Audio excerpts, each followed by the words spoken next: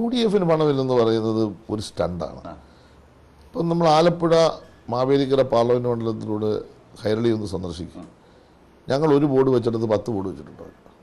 ഞങ്ങൾ ഒരു ചോര എഴുതിയിട്ടുണ്ട്, 300 ചോര എഴുതിയിട്ടുണ്ട്.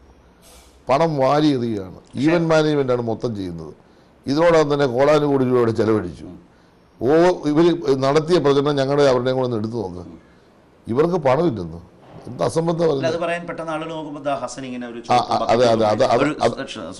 ചോപ്പ് ബക്കറ്റല്ല, നീല ബക്കറ്റാണ്, ബക്കറ്റും ഒക്കെ ആയിട്ട് ഇങ്ങനെ പിരിവിനിറങ്ങിയിട്ടുണ്ട്.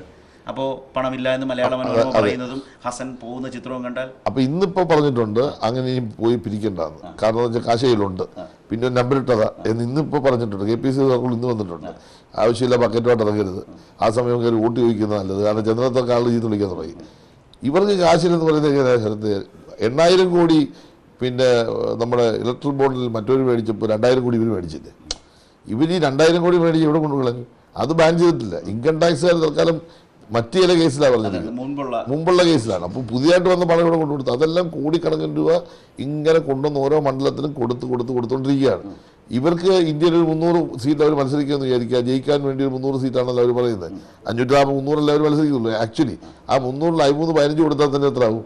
1,500 കോടിയിലകത്തുള്ളൂ. ബാക്കി 500 കോടി മിച്ചപ്പോൾ കണക്ക് ക്ലിയറായില്ലേ?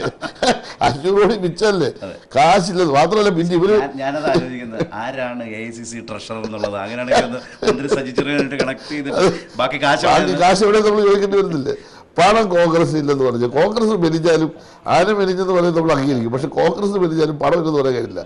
കാരണം ഇന്ത്യൻ ബൂർഷ്വാസിയുടെ ദത്തുപുത്രനാണ് അവരെന്നും മനസ്സിൽ കാത്തുസൂക്ഷിക്കുന്ന ഒരു പാർട്ടിയാണ്.